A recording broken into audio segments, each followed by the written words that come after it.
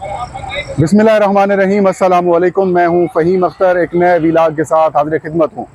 नाज़रीन, आज की जो ताज़ा तरीन सूरत हाल है इस्लामाबाद में, जो कि जमात इस्लामी की जानिब से एक बड़ा एहतजाज किया जा रहा है, एक धरना दिया जा रहा है, उसकी जो ताज़ा तरीन सूरत हाल है उससे मैं आपको आगाह करूँगा। इस वक्त मैं इस्लामाबाद के जो एक जगह है I8 सेक्टर है इस्लामाबाद का, वहाँ पर इस्लामाबाद एक्सप्रेस हाईवे के ऊपर जमात इस्लामी के कारकुनान जो हैं वो एक बड़ी तादाद में यहाँ पर पहुँचे हुए हैं और हुकूमत के ख़िलाफ़ एहतजाज कर रहे हैं।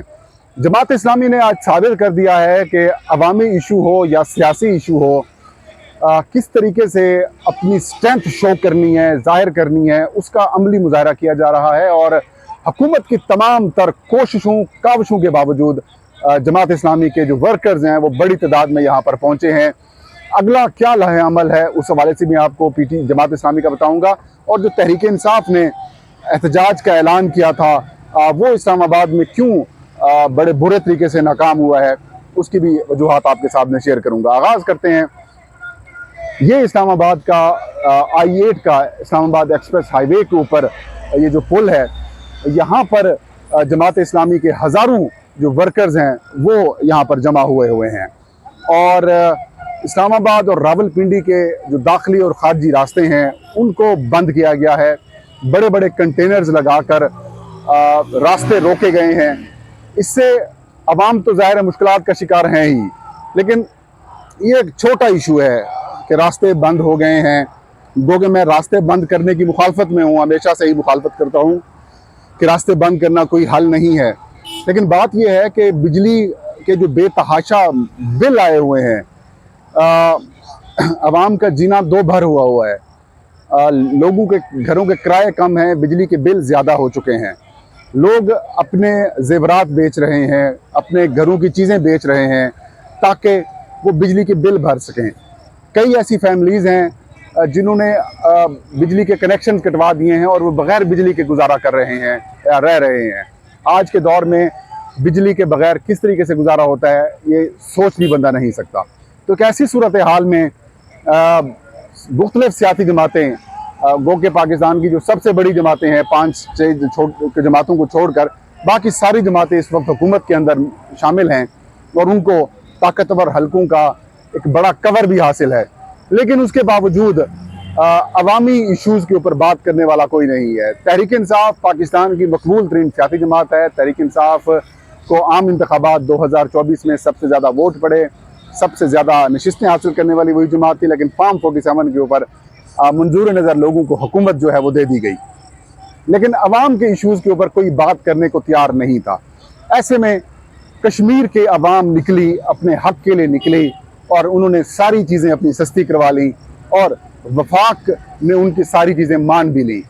लेकिन पाकिस्तान की अवाम का कोई पुरसाने हाल नहीं था, कोई पूछने वाला नहीं था। ऐसे में जमात इस्लामी ने 26 जुलाई का ऐलान किया। पहले ये 12 तारीख दी गई थी, लेकिन मुहर्रम की वजह से इसको आगे एक्सटेंड किया गया और आज जमात इस्लामी के मुल्क भर के से जो कारकुनान हैं उन्होंने आज वो इस्लामाबाद का रुख किया। वफाकी दारुल हुकूमत में और पंजाब रावलपिंडी में, पंजाब में आता है वफाकी दारुल हुकूमत इस्लामाबाद में, तो इस्लामाबाद और रावलपिंडी की पुलिस और इंतज़ामिया ने हर रुकावट खड़ी की। बड़े बड़े कंटेनर्स लगा दिए, रास्ते रोक दिए कि किसी तरीके से जमात इस्लामी के लोगों को ना आने दिया जाए। और किसी हद तक वो कामयाब भी रहे। डी चौक का ऐलान किया गया था कि जमात इस्लामी वहाँ पर पहुँचेगी, उनकी जाने वाले जो रास्ते हैं वो बंद कर दिए गए। जो भी वर्कर जमात इस्लामी का आता था उसको गिरफ़्तार कर लिया जाता था। जमात इस्लामी के तर्जमान के मुताबिक तकरीबन 800 से 900 वर्कर जमात इस्लामी का जो है वो गिरफ़्तार किया गया है और दफ़ा 144 का भी उन्होंने कहा कि यहाँ पर नफाज है तो हम किसी को इजाज़त नहीं देंगे। लेकिन अगर सियासी जमात कोई बात तय कर देती है कि हमने पहुँचना है तो वो फिर पहुँचते हैं, और जो जमात ना पहुँचे तो फिर वो अवाम में मकबूलियत खो बैठती है। जमात इस्लामी के जो पूरे रावलपिंडी डिवीजन से, खैबर पख्तूनख्वा से और जो दीगर शहरों से आने वाले वर्कर्स हैं उनके रास्ते रोके गए, लेकिन मुतबादिल रास्ते निकाल के गाड़ियों में, टैक्सियों में, अपनी बसेस लेकर पहुंच गए। और इस वक्त आपको मैं दिखाऊं कि किस तरीके की सूरत हाल है कि आप ये देख सकते हैं कि ये एक बड़ी लंबी लाइन लगी हुई है जमात इस्लामी के वर्कर्स की ये गाड़ियाँ आप देख सकते हैं। ये सारे जो वर्कर्स हैं ये एक बहुत बड़ी तादाद में यहाँ पर जमा हैं और अभी भी जो जमात इस्लामी के लोग जो रहनुमा हैं या फिर जो कह सकते हैं कि जो सीनियर लीडरशिप है जमात इस्लामी की, वो इस वक्त I-8 जो एक्सप्रेस हाईवे है वहाँ पर मौजूद है।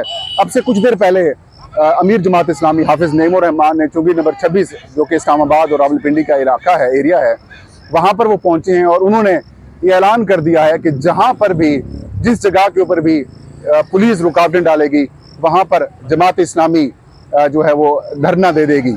और इस वक्त भी बड़ी तादाद में लोग मौजूद हैं हमारे साथ। लकीली जमात इस्लामी के तर्जमान राशिद साहब हमारे साथ मौजूद हैं। राशिद साहब का हम इंटरव्यू भी कर लेते हैं। राशिद साहब, बिलाखिर आप लोग बाहर आ ही गए, रुकावटें खड़ी की गई, रुकावटें की गई, लेकिन आपने साबित किया कि सियासी जमात जब ऐलान करती है तो फिर पहुँचना ज़रूरी है। एग्जैक्टली अमीर जमात इस्लामी हाफिज़ नईमुर रहमान की कॉल पे पूरा मुल्क निकला है और सारे लोग अपने हुकूक़ की आइनी जदोजहद कर रहे हैं।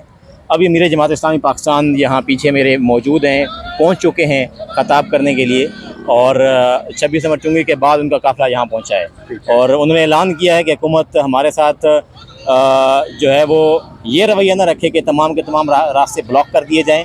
हम आइनी जदोजहद कर रहे हैं, हमारे रास्ते से तमाम रुकावटें जो है वो हटाई जाएँ ताकि अवाम अपने हुकूक के, अपने राइट्स की बात कर सकें। हुकूमत परेशान है, वो कहती कहीं ऐसा ना हो कि कश्मीर, आज़ाद कश्मीर वाली सूरत हाल यहाँ रिपीट हो जाए।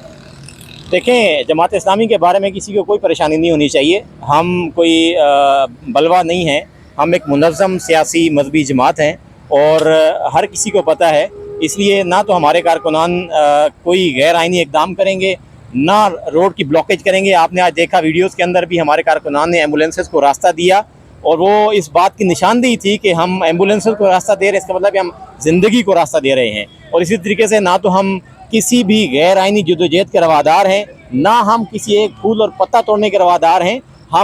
ये मुल्क हमारा है, ये रियासत हमारी है और इसकी अमलाक भी हमारी हैं। हम आइनी जदोजहद करेंगे और हम अपने हुकूक की बात करेंगे। मुतालबात क्या हैं बुनियादी तौर पर? बुनियादी मुतालबात यही हैं कि IPP से हमें छुटकारा दिया जाए। ये जो गैर आइनी मुआहदे हैं, गैर कानूनी मुआहदे हैं, इससे आवाम को रिलीफ दिया जाए। बहुत हो चुका।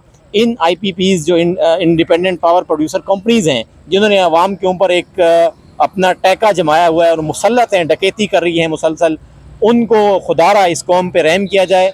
और जो होशरबा इजाफा टैक्सेस के अंदर भी और जो कैपेसिटी चार्जेस आप दे रहे हैं in independent power producer companies को, उनसे जान छुड़ाई जाए। इसी तरीके से जो गरीब आवाम है, जो तनख्वाहदार तबका है, जो पिसा हुआ तबका है, उनको मज़ीद रिलीफ दिया जाए। और जो आपने तनख्वाहदार तबके के ऊपर एक खाम खा का बोझ लादा है, मज़ीद वो टैक्सों के तले बोझ तले पिस गया है, उसको भी रिलीफ दिया जाए।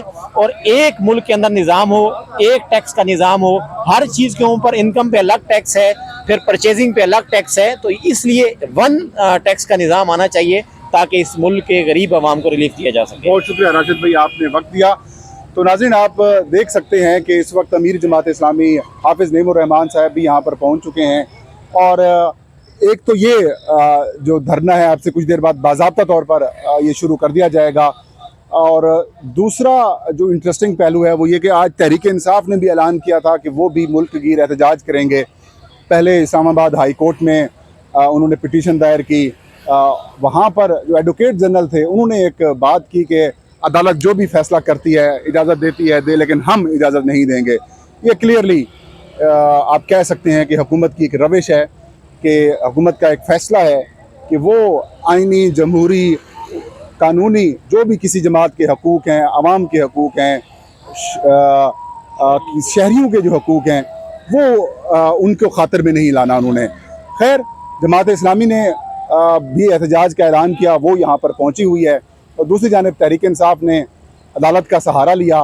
ज़ाहिर है PTI की मजबूरी ये है कि वो कोई भी प्रोटेस्ट करती है तो उनके ऊपर मुकदमात बना दिए जाते हैं और वो परेशान भी हैं। और वर्कर्स भी इतनी बड़ी तादाद में नहीं आते जिनको PTI वालों को कह सकते हैं कि वो उनको रेस्क्यू कर सकें। ज़ाहिर है PTI की अपनी जो कश्ती है वो गर्दाब के अंदर फंसी हुई है। लेकिन यहाँ पर हुकूमती हट धर्मी की एक चीज़ सामने आती है कि वो किस तरीके से आवाम के हकूक़ जो हैं वो सलब कर रही है और किस तरीके से एक जमात जो कि चंद दिन पहले फैज़ाबाद के ऊपर धरना देती है, तहरीक लब्बैक पाकिस्तान, उसको मुकम्मल प्रोटोकॉल मिलता है। और जो बाकी जमातें एहतजाज के लिए आती हैं तो उनके लिए रुकावटें खड़ी कर दी जाती हैं, उनके ऊपर तशद्दुद किया जाता है, उनकी गिरफ्तारियाँ की जाती हैं। तो जमहूरी आइनी हकूक़ जो हैं वो लोगों के महफूज होने चाहिए। तो ये ताज़ा तरीन सूरत हाल है नाज़रीन इस्लामाबाद की। एक नए व्लॉग के साथ मैं रात गए दोबारा हाजिर हूँगा। फ़हीम अख्तर को इजाज़त दीजिए। अल्लाह हम सब का हामी नासिर हो।